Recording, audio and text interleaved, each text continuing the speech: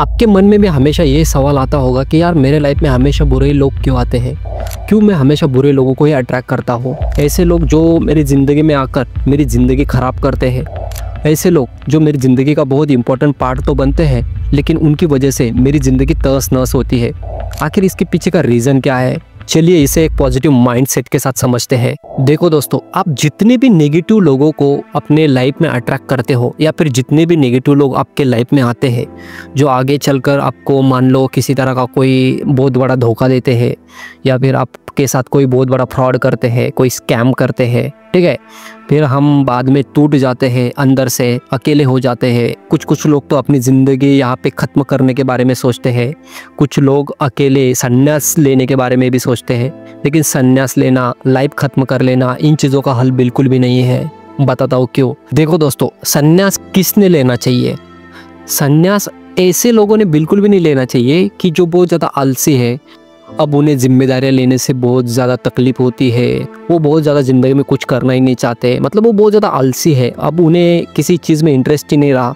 तो ऐसे लोग अगर संन्यास लेंगे भी ना तो इसका उन्हें बिल्कुल भी फ़ायदा नहीं होगा, ठीक है, क्योंकि संन्यास आलसी लोगों के लिए नहीं होता। और दूसरा रीज़न ये है कि लोग इसलिए संन्यास लेते हैं क्योंकि वो लाइफ में कुछ नहीं कर पाते, जैसे कि उन्हें हमेशा फेलियर ही फेस करना पड़ता है। मान लो जॉब में फेल हो गए या फिर मैरिड लाइफ में फेल हो गए, मैरिड लाइफ सही नहीं चल रही या फिर मैरिज ही नहीं हो रही, लड़की ही नहीं मिल रही या फिर माँ बाप से ही परेशान हो चुके हैं, ठीक है।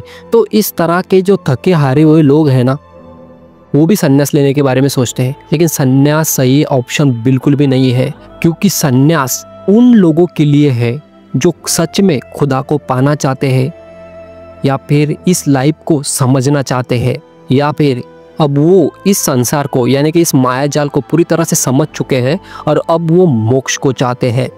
तो जो लोग इस तरह से डेडिकेटेड है वही लोग चाहे तो संन्यास ले सकते हैं, इसमें कोई गलत बात नहीं है। लेकिन सिर्फ अपने जिम्मेदारियों से भागना या फिर लाइफ में कुछ ना कर पाना, इस वजह से अगर आप संन्यास लोगे तो ये मेरे हिसाब से सबसे घटिया काम है। तो वापस से अपने टॉपिक पर आते हैं, ठीक है। तो हमेशा मैंने ऐसे बहुत ज़्यादा अपने अराउंड लोग देखे हैं जो हमेशा दुखी रहते हैं या फिर हमेशा उनके मन में नेगेटिव चीज़ें ही चलती रहती है, नेगेटिवली सोचते रहते हैं कि मेरा आगे क्या होगा। कुछ लोग तो इतनी बेसिक सी चीज़ें सोचते हैं, आप लोग सोच भी नहीं सकते, क्या मुझे जॉब मिलेगी नहीं मिलेगी, मुझे अच्छी लड़की मिलेगी नहीं मिलेगी। कुछ लड़कियां सोचती है कि मेरी शादी कब होगी। तो ये बहुत ही निम्न स्तर की बातें हैं, ठीक है। अगर आपको दुखी होना ही है तो ऐसी चीज़ों के लिए होना चाहिए कि जो सच में मायने भी रखता है। बहुत बड़ी बड़ी चीज़ें हैं कि आप बार बार किसी चीज़ के लिए ट्राई कर रहे हो लेकिन वो आपको मिल ही नहीं रही है, तो वहाँ पे अगर आप सैड होते भी हो तो कंसिडर किया भी जा सकता है, ठीक है। लेकिन ऐसी छोटी छोटी चीज़ें जो बहुत ही ज़्यादा निम्न स्तर की है, उसके लिए अगर आप सैड होते हो तो मुझे इस तरह की जो चीज़ें हैं वो बहुत ही निचले स्तर की लगती है।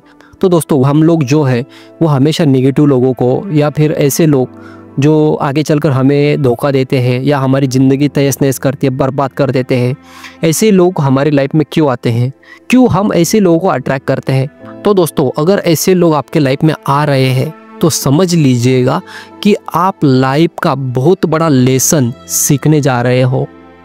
या फिर अगर ऐसे लोग आपके लाइफ में आ चुके हैं और आकर चले गए, आपकी लाइफ उन्होंने अगर ख़राब कर भी दी, तो ये भगवान ने आपको बहुत बड़ा लेसन यहाँ पे दिया है। क्योंकि ऐसे जहरीले लोग हर किसी के लाइफ में नहीं आते। जिसकी लाइफ को भगवान बेहतर करना चाहते हैं उन्हीं की लाइफ में इस तरह के लोगों को वो भेजता है और कुछ ना कुछ वो लोग हमें सिखा कर जाते हैं। मान लो कि कोई आपको सिर्फ अपने मतलब के लिए यानी कन्वीनियंस के लिए अगर छोड़कर जाता है, तो आप लोग यहाँ पर ये सीखते हो कि मुझे किसी पर ट्रस्ट नहीं करना चाहिए। आज के डेट में पैसा कितना ज़्यादा इम्पोर्टेंट हो चुका है, लोग किस तरह की मानसिकता आजकल रखते हैं, ये तक चीज़ें आपको वो लोग सिखा कर जाते हैं, ठीक है। और इतना ही नहीं, ह्यूमन बिहेवियर के बारे में भी आप लोग बहुत ज़्यादा सीखते हो। अगली बार इस तरह की चीज़ें अगर आपके साथ होती भी है तो आप पहले से बहुत ज़्यादा अलर्ट रहते हो और ऐसी चीज़ें आपके साथ होने के पहले ही आप लोग ऐसी चीज़ों को रोक देते हो। देखो दोस्तों, अगर आपके लाइफ में कोई बुरी अगर सिचुएशन आई तो उस सिचुएशन से आप सीख सकते हो कि किस तरह से आपको रिएक्ट करना है, किस तरह से उस सिचुएशन को आपको फेस करना है, ताकि आगे जब फ्यूचर में ऐसी सिचुएशन आएगी तो आप उसे एक अच्छे से हैंडल कर पाओगे उससे अच्छे से बहुत ही ब्रेवली और बहुत ही मैच्योरिटी के साथ आप उसे टैकल कर जाओगे। और वहीं पर अगर कोई टॉक्सिक इंसान आता है, मान लो वो आपकी ज़िंदगी को तहस नहस करके जाता है, तो वहीं पे आप लोगों की मानसिकता, लोगों के बिहेवियर को बहुत अच्छे से स्टडी करने लग जाओगे। और उससे होगा ये कि फ्यूचर में जब भी कोई ऐसा इंसान आएगा तो आप उसे तुरंत ही डिटेक्ट कर लोगे। ठीक है, तो जितनी टॉक्सिसिटी आपके आज लाइफ में आ रही है या फिर आकर चली गई है, तो इंसान क्या होता है, ऐसी चीज़ें हमारे लाइफ में होने के बाद हम लोग बहुत ही ज़्यादा सतर्क हो जाते हैं। हम लोग एक एजुकेशनल मोड में चले जाते हैं और उसी का फ़ायदा आगे चलकर हमें हमारे लाइफ में ज़रूर मिलता है। क्योंकि जब तक इस तरह की सिचुएशन आपके लाइफ में आएगी नहीं, तब तक आपको अकल भी नहीं आएगी। ठीक है, तो अगर ऐसी चीज़ें नहीं आती तो शायद ऐसी चीज़ों से आप बहुत ज़्यादा अनअवेयर रहोगे, बहुत ही ज़्यादा मतलब आप उसे समझ ही नहीं पाओगे कि एक्चुअल में ये चीज़ें इस तरह से काम करती है या ये चीज़ें इस तरह की आपके लाइफ में कभी आ भी सकती है।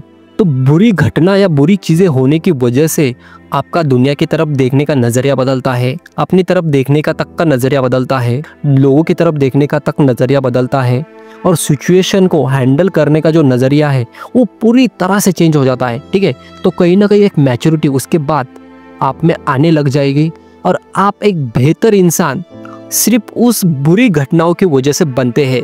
तो ये टॉपिक मैं सिर्फ इस वजह से लेकर आया हूँ क्योंकि मेरे एक सब्सक्राइबर ने मुझे ये कमेंट किया था कि बुरी चीज़ें हमेशा मेरे ही साथ क्यों होती है, मैंने क्या किसी का बिगाड़ा है। वो भगवान तक को कोसने लग गया था। ठीक है, तो बुरी चीज़ें अगर आपके लाइफ में हो रही है तो ये बहुत अच्छी बात है। ठीक है, मेरे खुद लाइफ में बहुत ज़्यादा ऐसे बुरे एक्सपीरियंसेस रहे हैं जिससे मैं आज बहुत ज़्यादा सीखा हूँ।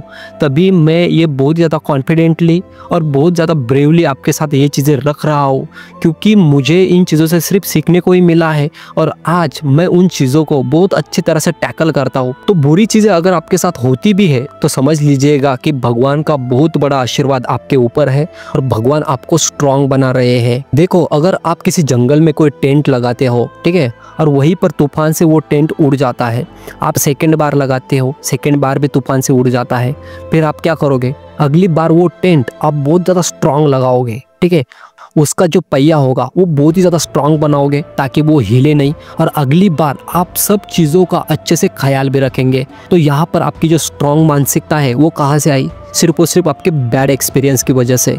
ठीक वहीं पर मान लो आप कोई कॉलेज स्टूडेंट हो, ठीक है, अगर आप कॉलेज में एग्ज़ाम के टाइम पे चीटिंग करते हो और पकड़े भी जाते हो, फिर पूरा क्लास जो है वो अगर आप पर हंसता भी है, फिर उस टाइम पे बहुत ज़्यादा शर्म आपको आएगी, आप बहुत ज़्यादा दुखी हो जाओगे और हो सकता है कि इतनी छोटी बात के लिए आप एक तनाव के भी शिकार हो जाओ। ठीक है, लेकिन नेक्स्ट टाइम जब आपकी एग्ज़ाम रहेगी उस टाइम क्या आप साथ में चीट लेकर आओगे?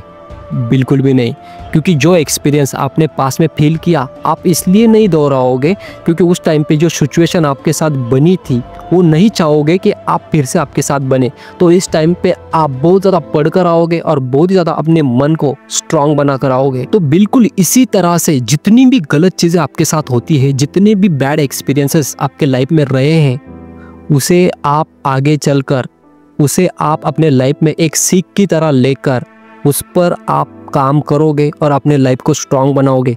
तो अगर आपके लाइफ में बहुत ज़्यादा प्रॉब्लम्स है, बहुत ही ज़्यादा दिक्कतें आज चल रही है, तो उसे सिर्फ भगवान की ब्लेसिंग समझिए और कुछ भी नहीं। ठीक है, भगवान आपको बहुत ज़्यादा स्ट्रांग बनाना चाहते हैं ताकि आपकी झोपड़ी कभी गिरे ना। अब अगला जो वीडियो है वो मैं लालची जो हमारा बिहेवियर होता है उस पर लेकर आने वाला हूँ कि किस तरह से हम अपने लालची बिहेवियर को या लालची मन को अपने कंट्रोल में कर सकते हैं, किस तरह से हम अपने स्वभाव पर नियंत्रण ला सकते हैं। ठीक है, जो हम लोभी बन जाते हैं, लालची बन जाते हैं या फिर वासना में चले जाते हैं, तो किस तरह से हम अपने इंद्रियों पर कंट्रोल ला सकते हैं। ठीक है, छोटी छोटी बातों के लिए हम बहुत ही ज़्यादा मतलब एक चेस करने लग जाते हैं किसी भी चीज़ को। जैसे कि अगर लड़की दिखी तो लड़की को चेस करने लग जाएंगे। ठीक है, वहीं पर अगर कहीं पर हमें कुछ फ़ायदा दिख रहा है तो हम किसी के भी साथ फ्रॉड कर जाएंगे।